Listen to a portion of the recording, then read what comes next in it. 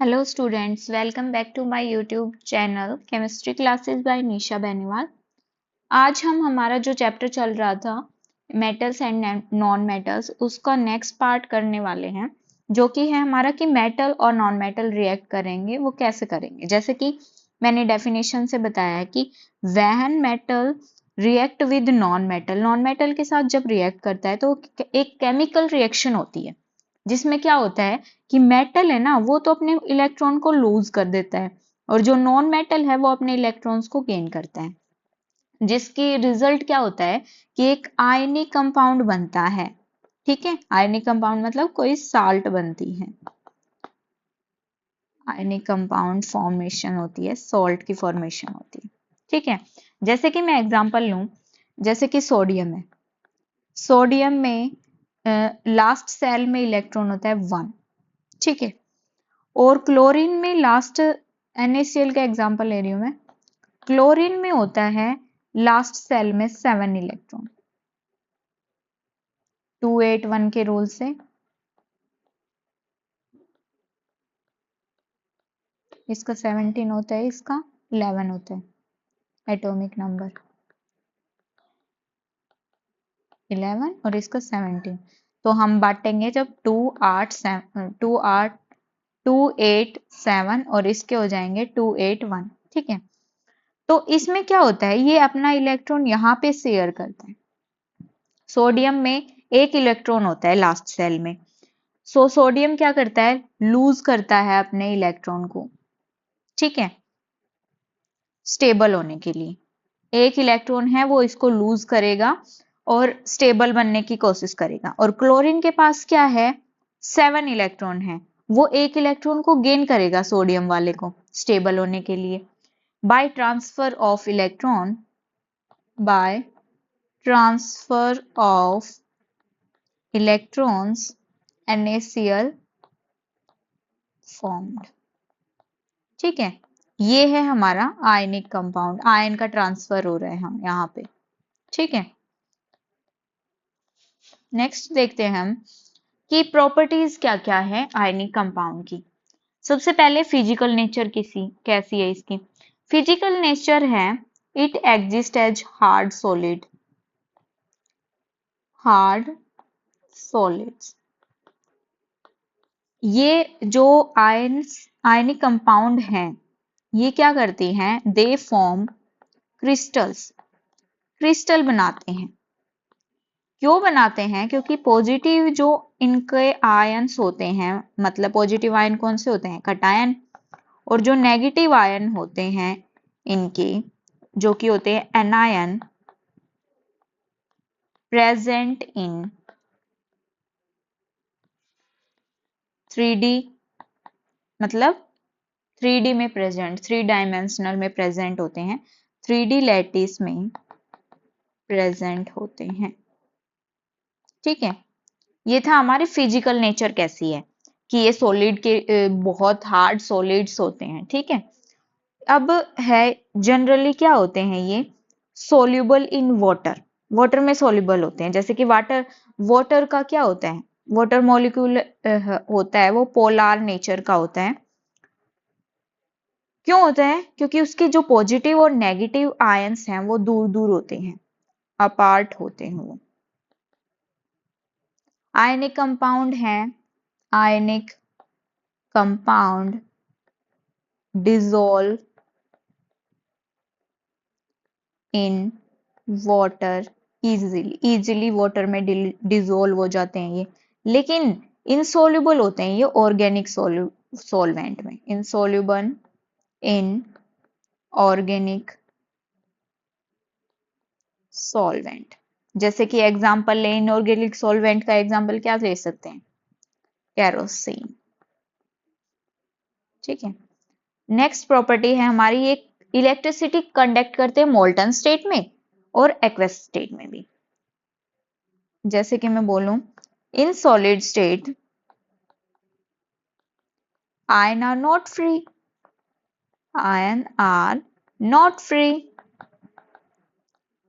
so they do not conduct electricity.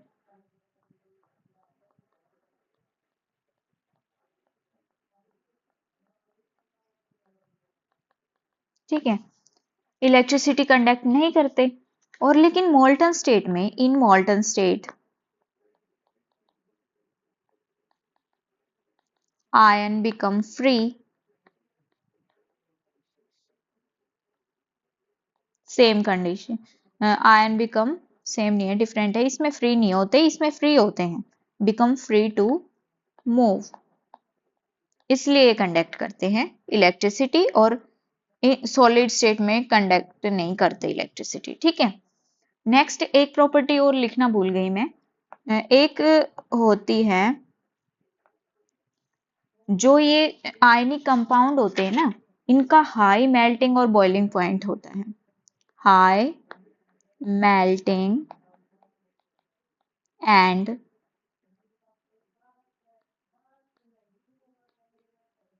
Boiling points. ठीक है, high melting और boiling point होते हैं इनके, जैसे कि ionic compound have strong electrostatic force, उनके पास स्ट्रॉन्ग इलेक्ट्रोस्टैटिक फोर्स होता है अट्रैक्शन बिटवीन कैटायन और एनायन के बीच में, जो पॉजिटिव चार्ज है और जो नेगेटिव चार्ज है उनके बीच में जो अट्रैक्शन होता है उसको इलेक्ट्रोस्टैटिक फोर्स बोलते हैं। तो लार्ज अमाउंट ऑफ एनर्जी होती है हमारी, large amount of energy use होती है, मतलब कोई चीज स्ट्रॉन्ग है उसको हम बहुत ज्यादा एनर्जी लगाएंगे तभी तो वो टूटेगी। तो ये जो इलेक्ट्रोस्टैटिक फोर्स होता है ना, इसमें जो पॉजिटिव और नेगेटिव चार्ज होता है ना, उनके बीच में बहुत स्ट्रॉन्ग अमाउंट होती है, उसको तोड़ने के लिए बहुत स्ट्रॉन्ग अमाउंट, इसको तोड़ने के लिए बहुत ज्यादा एनर्जी की रिक्वायरमेंट होगी हमें, उस एनर्जी की रिक्वायरमेंट है क्योंकि स्ट्रॉन्ग फोर्स है इलेक्ट्रोस्टैटिक फोर्स। जैसे कि एग्जांपल लूंगी मैं, NaCl है, वो स्ट्रॉन्गली बाउंड है, बहुत ज्यादा इलेक्ट्रोस्टैटिक फोर्स है उनका, तो इसको ब्रेक डाउन करने में हमें हाई मेल्टिंग पॉइंट लगेगा। ठीक है, ये एग्जांपल है हमारा किसका, हाई मेल्टिंग और बॉइलिंग पॉइंट का। ठीक है, अब हम देखते हैं अकरेंस ऑफ मेटल्स, मेटल कैसे अक्कर करते हैं हमारे, जैसे कि मैं देखूं अकरेंस में मैं जैसे डेफिनेशन लिखूं, इसका मतलब क्या होता है, it means where metals are found in nature, ठीक है, and in what form, जहां पे मेटल पाए जाते हैं नेचर में, नेचर में कहाँ पाए जाते हैं और कैसे क्या होता है, ये होता है अकरेंस। मतलब अकरेंस होता है कहाँ से मेटल को अक्कर किया जाता है, प्राप्त किया जाता है। ठीक है, जैसे कि मेटल्स को हम कहाँ मिल सकते हैं हमें, एक तो होता है inside the earth, inside the earth मतलब अंडरग्राउंड, ठीक है, या फिर हम इन सी वाटर, ये इनसाइड द अर्थ कैसे होता है कि मेटल एग्जिस्ट इन रॉक, चट्टान के रूप में मिलते हैं अर्थ क्रस्ट में, हम उनको खोदते हैं और निकालते हैं माइनिंग के द्वारा। ठीक है, और सी वाटर में हम कैसे मिलते हैं कि कुछ मेटल होते हैं ना, सोडियम और magnesium like are present in sea water, ये कहाँ प्रेजेंट होते हैं, सी वाटर में प्रेजेंट होते हैं। ठीक है, अब देखें कि ये जो अकरेंस होती है, मेटल हैं वो फ्री स्टेट में नहीं मिलते हमें, फ्री स्टेट में नहीं मिलते हमें। टाइप्स में देखें हम,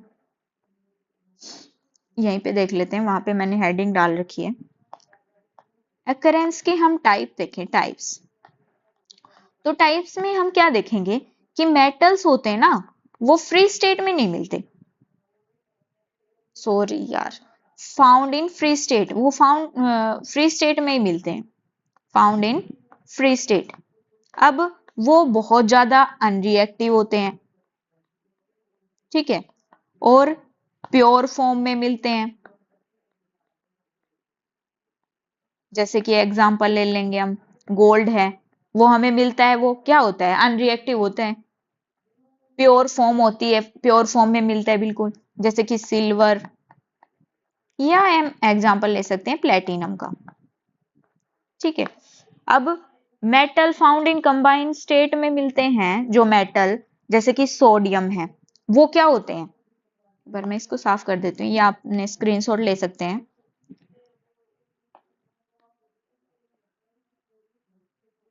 जैसे कि मैं एग्जांपल लेती हूँ कि मेटल, कई कई एग्जांपल, कई कई मेटल ऐसे होते हैं जो कंबाइंड स्टेट में भी मिलते हैं। कंबाइंड स्टेट में मिलेंगे मतलब एक तो अकेला है, अकेला रहेगा, वो बिल्कुल अनरिएक्टिव सा रहेगा, बिल्कुल प्योर होगा।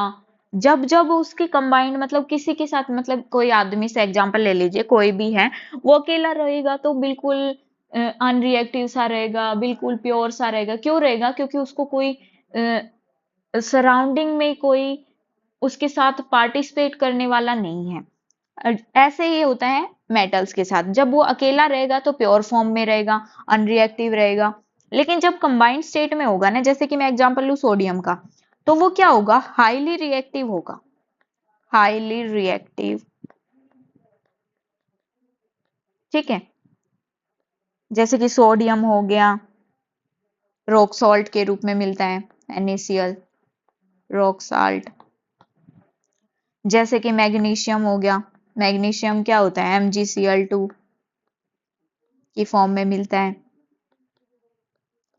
MgCl2 की फॉर्म में मिलता है तो सी वाटर में। ठीक है, ये था हमारा कंबाइंड स्टेट का एग्जांपल। ठीक है, अब देखते हैं हम एनरिचमेंट ऑफ ओर्स, कंसंट्रेशन देखते हैं ओर्स का। अब मैं एक क्वेश्चन पूछूं आपसे, व्हाई डू वी एनरिच ओर, क्यों करते हैं भाई एनरिच हम ओर को? और को हम एनरिच इसलिए करते हैं क्योंकि और के पास क्या होता है, मेटल के साथ इंप्योरिटीज भी होती हैं। मेटल तो होते ही हैं, लेकिन उनके साथ इंप्योरिटीज भी होती हैं। इंप्योरिटीज मतलब अशुद्धियां भी होती हैं कुछ, जिनको क्या बोलते हैं, गैंग। ठीक है, अब एनरिचमेंट का सीधा सादा फॉर्मूला मैं बताऊं आपको, तो क्या होता है कि रिमूव करेंगे हम इंप्योरिटीज को, मतलब वो गैंग को, और increment, increasing percentage of metal और। ठीक है, अब मेथड क्या क्या हो सकते हैं, एनरिच करने के मेथड क्या क्या हो सकते हैं? मेथड हो सकते हैं जैसे कि हाइड्रोलिक वॉशिंग, हाइड्रोलिक वॉशिंग मतलब क्या होता है इसका, ग्रेविटी सेपरेशन।